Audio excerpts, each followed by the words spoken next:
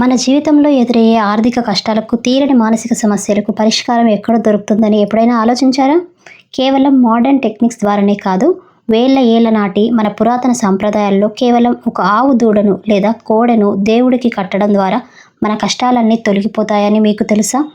దక్షిణ కాశీగా పేరుగాంచిన ఒక మహా అద్భుతమైన శివాలయం మన తెలంగాణలో ఉంది. హిందువులతో పాటు ముస్లిమ్స్ కూడా సమాన భక్తితో దర్శించుకునే ఒకే ఒక్క హిందూ దేవాలయం బహుశా ఇదేనేమో. ఇంతకీ ఆ గుడి ఎక్కడుంది?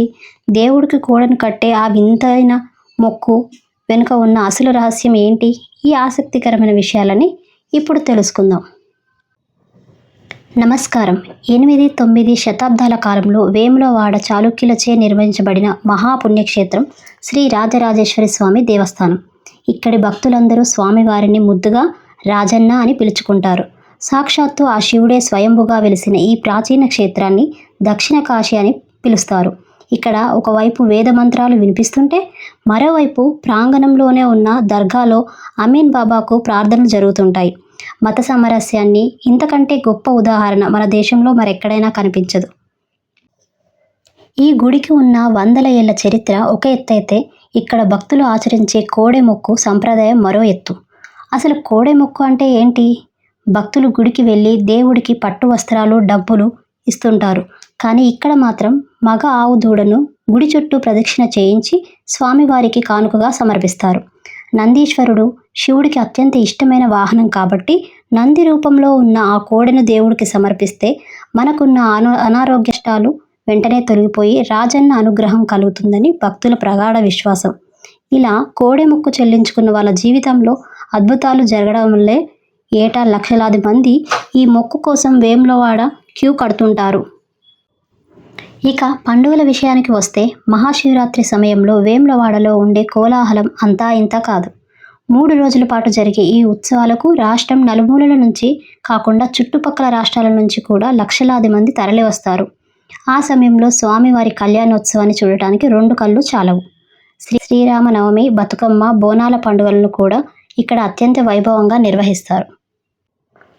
మరి ఇంతటి అద్భుతమైన రాజన్న క్షేత్రానికి ఎలా చేరుకోవాలి? ఈ దేవాలయం తెలంగాణ రాష్ట్రం రాజన్న సిరిసిల్ల జిల్లాలోని వేములవాడలో ఉంది.